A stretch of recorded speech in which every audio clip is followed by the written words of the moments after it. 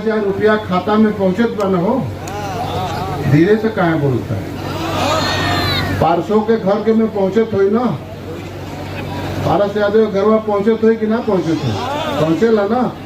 धनंजय घर जना पहुंचे थे शायद उनका मेहरारू पेंशन पड़ा ना, उनके घर ना पहुंची, से पैसा पिस्तौल के उनके जरूरत बा। जब हमारी योजना उनके घरे पहुंचे तो पैसा पिस्तौल की जरूरत ना रहा। तो सांसद मनोज जी को जो लोग चुनाव लड़ रहे हैं ना, इन लोगों को हराने आता है। बरसठी के प्रमुख में हरा चुके हैं। पहले हरौला बाना तो फिर हरा दिए ना हो। धीरे से बोल जितना न समझा, जोर से बोलो। इसको हराने आता है इन सबों को ना। इसीलिए मैं कहता हूं कि राज्य संसदीय राजनीति में जो भरोसे का संकट है, उसके समाधान करने का जनादेश ये उपचुनाव। हम कहते हैं कुछ, करते हैं कुछ, दिखता है कुछ। ये कौन लोग हैं? वही लोग हैं जो पैसे और पिस्तौल की ताकत पर संसदीय राजनीति में भरोसे का संकट पैदा किए। जौनपुर कभी राजर्षि के नाम से जाना जाता था, कभी जादव दुबे के नाम से जाना जाता था, मेरे भाई ठाकुर उमानाथ सिंह के नाम से जाना जाता था। आज जौनपुर की पहचान पैसे और पिस्तौल वालों के नाम से जाने जाएगी? सवाल ये भी आपके सामने खड़ा है। और इसलिए मैं कहता हूं कि हम लोग जिस राजनीतिक दल में काम करते हैं, हमने कहा था हमारी सरकार बनेगी तो गांव गरीब किसानों के उत्पादन की लाभकारी कीमत देंगे। हमने कहा था किसानों के समृद्धि के लिए काम करेंगे। 6,000 रुपया खाता में पहुंचत बा न हो। धीरे से कहाँ बोलता है? 500 के घर के में पहुंचत हुई ना, 12 से ज्यादा घर में पहुंचत हुई कि ना पहुंचत हुई? पहुंचेला ना।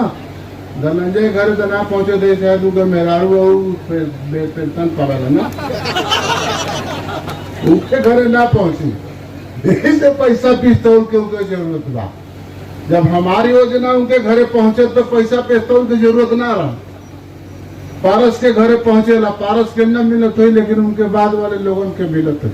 मिलेला ना। ये कैसे मिलता है? हमने कहा था कि किसानों के 60 वर्ष के बाद पेंशन देंगे। पुलिस वालों को आकाश प्राप्त करते हैं तो उनको पेंशन मिलता है, डॉक्टर को पेंशन मिलता है, शिक्षा विभाग के लोगों को पेंशन मिलता है। कहते हैं कि देश का काम करता है, किसान भी तो देश का काम करता है। तो उसको 60 वर्ष के बाद पेंशन मिलने की वादा हमने किया था 2019 में। हमारी सरकार ने 60 वर्ष के बाद किसानों को पेंशन देने की योजना बनाई। हमने कहा था किसान अपने उत्पादन कश्मीर से कन्याकुमारी तक, गुजरात से असम तक अपना बेच सकता है। किसान को कोई हमने कानून बनाया, उत्तर प्रदेश में भी जनादेश मिल गया। हमने कहा था अयोध्या के पवित्र भूमि पर मर्यादा पुरुषोत्तम राम का मंदिर बनाएंगे। सरकार बनने के बाद आप लोग नारा लगाते जाते थे। हम जब भदोही से सांसद होते थे, जौनपुर से जब जत्था निकलता था, रामलला हम आएंगे, मंदिर वही बनाएंगे। तो यही पूछते थे कि रामलला हम आएंगे, मंदिर वही बनाएंगे, तारीख नहीं बताएंगे। उनको बता दो कि 3 तारीख को बता देंगे कि मंदिर हम बना रहे हैं। ठीक है ना? ये पारस को और जितने ये पैसे पिस्तौल वाले हैं, इनको बता दो कि 3 तारीख को बताएंगे कि मंदिर बनाने का वादा हमने किया था उसको पूरा कर रहे हैं। हमने कहा था कश्मीर से 370 धारा हटाएंगे, हटा ना।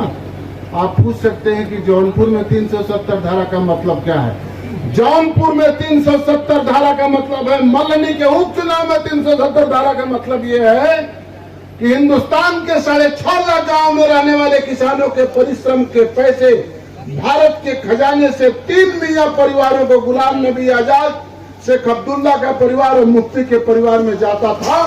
हमने उस कानून को बदला। इनको व्याकुलता क्यों है? फारूक अब्दुल्ला को व्याकुलता इसलिए है कि भारत के खजाने का पैसा इनके जेब में नहीं जा रहा है, इसलिए व्याकुलता। इसलिए मैं आज कह रहा हूं, अपनी बात पूरी करने के पहले हमने कहा था गांव गरीब किसान की समृद्धि के लिए कानून बनाए थे, बनाया। हमने कहा था मर्यादा पुरुषोत्तम राम का मंदिर अयोध्या में बनाएंगे, बनाए रहे। हमने कहा था धारा 370 हटाएंगे, हटा रहे हैं। हम जो कहते हैं वो करते हैं, वो दिखता है। आपको इसीलिए मनोज को वोट मांगने आए हैं कि हम जो कहते हैं वो करते हैं, वो दिखता है, आगे भी दिखेगा। अपनी बात पूरी करता हूँ। नमस्कार।